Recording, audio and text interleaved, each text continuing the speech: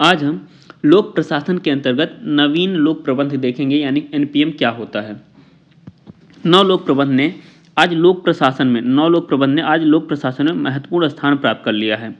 इसका प्रारंभिक विकास 1970 के दशक में और 1980 के दशक में हुआ था और यह उस टाइम पे अपेक्षाकृत न्यूनतमवादी, गैर हस्तक्षेपवादी राज्य विचारधारा के रूप में हुआ था। गैर हस्तक्षेपवादी के रूप में क्या था, इसका क्या मतलब है कि राज्य जो है व्यक्तियों के जीवन में ज़्यादा हस्तक्षेप ना करे, उन्हें स्वतंत्र छोड़े। नवलोक प्रबंध का विकास यूँ तो 1980 के दशक में होने लगा था। नवलोक प्रबंध का विकास, एनपीएम का विकास 1980 के दशक में होने लगा था, जब यूके में, यूनाइटेड किंगडम में थैचरवाद व यूएसए में रीगनवाद के रूप में नव उदारवाद व नव दक्षिणपंथ आया। कब? जब यूके में थैचरवाद व यूएसए में रीगनवाद के रूप में नव उदारवाद व नव दक्षिणपंथ आया, परंतु इसने वास्तविक गति 1991 के बाद पकड़ी। परंतु एनपीएम ने, नव लोक प्रबंध ने वास्तविक गति जो है 1991 के बाद पकड़ी, जब पूरे विश्व में एलपीजी यानी कि उदारीकरण, निजीकरण व भूमंडलीकरण आया।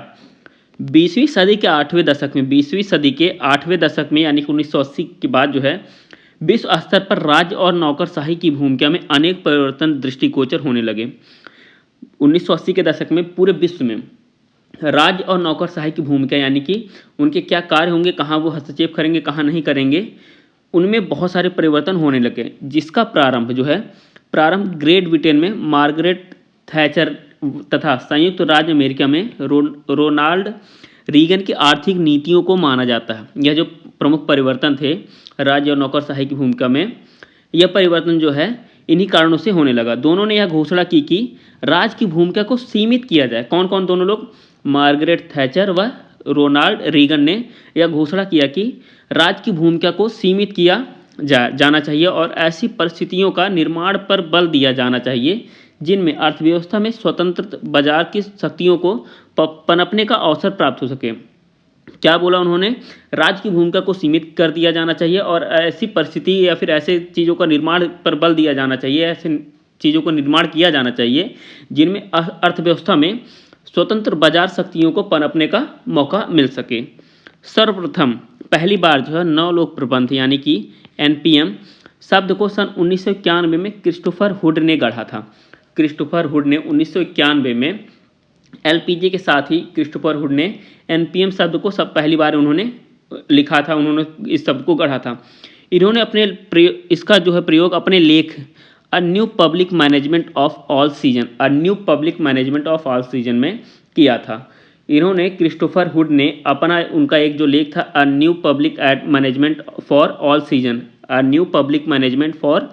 सीजन में किया था। आज इस विचारधारा से संबंधित विद्वानों में Gerald Caiden, P Hoggett, C Pollitt, R Rhodes, R M Kelly तथा एल टेरी के नाम उल्लेखनीय महत्वपूर्ण नाम है। ये नव लोक प्रबंध के तीन लक्ष्य ये बहुत ही महत्वपूर्ण है। दक्षता, मितव्ययता, कुशलता, मितव्ययता, कार्यकुशलता। दक्षता यानी कि कुशलता, मितव्ययता और कार्यकुशलता। पेपर में आ जाएगा नव लोक प्रबंध के तीन लक्ष्य कौन कौन से हैं, या फिर इनमें से कौन सा एक लक्ष्य नहीं है। ये तीनों लक्ष्यों का नाम दिए रहेगा और एक चौथा लक्ष्य भी नाम दिया रहेगा, जिसमें से आपको बताना होगा कौन सा गलत है। तो तीन लक्ष्य क्या हैं? दक्षता, मितव्ययता, कार्यकुशलता। दक्षता, मितव्ययता, कार्यकुशलता। एनपीएम जो है निजीकरण, बाजारवाद, प्रतिस्पर्धा, विनौकरशाहीकरण में विश्वास करता है। किसमें विश्वास करता है एनपीएम? निजीकरण, बाजारवाद यानी कि बाजार को स्वतंत्र रूप से छोड़ दिया जाए। प्रतिस्पर्धा, बाजार में जो स्वतंत्र रूप को छोड़ दिया जाएगा तो वहाँ पर प्रतिस्पर्धा होगी, लोगों का आपस में आगे बढ़ने में होड़ मच जाएगी, यानी कि वहाँ पर नौकरशाही की भूमिका कम हो जाएगी। विनौकरशाहीकरण यानी कि जो सरकारी अफसर हैं उनका जो है दायित्व कम किया जाएगा। एनपीएम जो है लक्ष्योन्मुखी सरकार, परिणामोन्मुखी सरकार, ग्राहकोन्मुखी सरकार और विकेंद्रीकृत सरकार, पारदर्शी सरकार को प्रोत्साहन देता है। एनपीएम इसे सेवा उन्मुखी सरकार तथा बाजार उन्मुखी सरकार के मंतव्यों पर जोर दिया है। एनपीएम ने सेवा उन्मुखी सरकार और तथा बाजार उन्मुखी सरकार के मंतव्यों पर जोर दिया है। परंपरागत लोक प्रशासन से नव लोक प्रबंध की ओर, यानी कि परंपरागत लोक प्रशासन पहले चलता था और अब जो है नव लोक प्रबंध की ओर यह बढ़ने लगा है। यह वेबरशाही की नौकरशाही प्रतिमान के आलोचक हैं। एनपीएम जो है ये वेबर के नौकरशाही प्रतिमान के आलोचक, क्योंकि यह नौकरशाही के दायित्व को कम करता है, नौकरशाही को का दायित्व जो है वो कम करता है। बाजार मूल्यों के प्रति प्रतिबद्ध है तथा एकाधिकारों का प्रबल विरोधी है।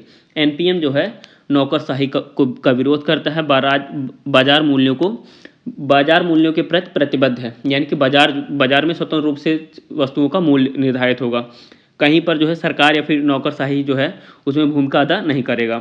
तथा एकाधिकारों का प्रबल विरोधी, जहाँ पर एकाधिकार जो होता है उसका प्रबल विरोधी है, यानी कि बाजार को स्वतंत्र रूप से छोड़ देना चाहता है कि बाजार में केवल एक व्यक्ति का अधिकार ना रहे। नीति के बजाय प्रबंधन पर जोर देता है। यह जो है नीति के बजाय प्रबंधन पर जोर देता है, यानी बाजार होगा तो वहाँ पे जाहिर सी बात है चीज़ों को प्रबंधित करना पड़ता है, तो वहाँ पर वह प्रबंधन पर जोर देता है। राज्योन्मुखी के बजाय बाजारोन्मुखी की तरफ जो है यह जोर देता है। नौकरशाही मूलक प्रशासन के बजाय विनौकरशाहीकृत प्रशासन, यानी कि नौकरशाही जो सरकारी अधिकारी होते हैं उनके दायित्व को कम करते हुए यह कहता है कि नौकरशाही का खात्मा होना चाहिए, विनौकरशाही होना चाहिए। केंद्रीकरण के बजाय विकेंद्रीकरण, केंद्रीकरण के बजाय विकेंद्रीकरण, यानी कि जैसे नौकरशाही तो ये पद सोपान होता है नौकरशाही में कि सबसे उच्च पद पर जैसे होता है प्रधानमंत्री, अगर हर एक चीज़ को कंट्रोल करे तो वह उसकी उपासना करता है, अवहेलना करता है। वह कहता है कि विकेंद्रीकरण, यानी कि छोटे स्तर पर एक गाँव के तबके का स्तर भी जो है उसमें मुख्य भूमिका बाजार में अदा करता है अपना। जनता की उपेक्षा के बजाय अधिकतम जन सहभागिता, कहता है कि जनता जो है अधिक से अधिक सहभागी होनी चाहिए, यहाँ पर अधिक से अधिक भाग लेनी चाहिए। कठोर संगठन के बजाय लचीला संगठन, कठोर संगठन के बजाय लचीला संगठन का समर्थन करता है। जटिल कार्य प्रक्रिया के बजाय सरल कार्य प्रक्रिया करता है एनपीएम। सार्वजनिक व्यय में वृद्धि के बजाय कटौती पर बल देता है। सार्वजनिक व्यय पर वृद्धि नहीं करना चाहता, यह कटौती पर बल देता है। पद सोपान पर जोर देने के बजाय पद सोपान की उपेक्षा करता है। ये मोस्ट इम्पॉर्टेंट क्वेश्चन है ये, ठीक है, ये आ सकता है एनपीएम से रिलेटेड। पद सोपान पर जोर देने के बजाय पद सोपान की उपेक्षा, समस्या के निदान पर जोर देने के बजाय समस्या को उत्पन्न होने से रोकना, समस्या के निदान पर जोर देने के बजाय समस्या को उत्पन्न होने से ही रोकता है। यह मूल्यों के बजाय तथ्यों पर जोर देता है, मूल्यों के बजाय तथ्यों पर जोर देता है। आदर्शात्मक एवं कानूनी प्रशासनिक प्रणालियों के बजाय व्यवहारिक और काम चलाऊ प्रशासनिक प्रणालियों पर बल देता है। जो है पुरानी जो परंपरागत लोक प्रशासन है वह जो है आदर्शात्मक और एवं कानूनी प्रशासन पर बल देता है, लेकिन एनपीएम नव लोक प्रबंध जो है व्यवहारिक और काम चलाऊ प्रशासनिक प्रणालियों पर बल देता है। इसकी आलोचना भी की जाती है, क्यों? क्योंकि एनपीएम जो है लोकहित यानी कि जनता के कल्याण जो है नहीं करता है। एनपीएम लोकहित और कल्याणकारी राज्य जैसी अवधारणाओं के प्रति थोड़ा बहुत भी संवेदनशील नहीं है। यह लोक से संबंधित मामलों में प्रशासनिक नैतिकता की कदापि चिंता नहीं करता है। वस्तुतः नवीन लोक प्रबंध बाजार की सरकार का सही विकल्प मानता है। नवीन लोक प्रबंध जो है बाजार की सरकार का बाजार को ही जो है सरकार का सही विकल्प मानता है तथा निजी प्रशासन के मूल्यों और तकनीकों को अपनाने पर जोर देता है, जबकि निजी प्रशासन कभी भी लोक प्रशासन का विकल्प या उपागम जो है नहीं बन सकता है। निजी प्रशासन जो है, प्राइवेट सेक्टर जो है, वह कभी भी सरकार का विकल्प नहीं बन सकता है, कभी भी नहीं बन सकता है।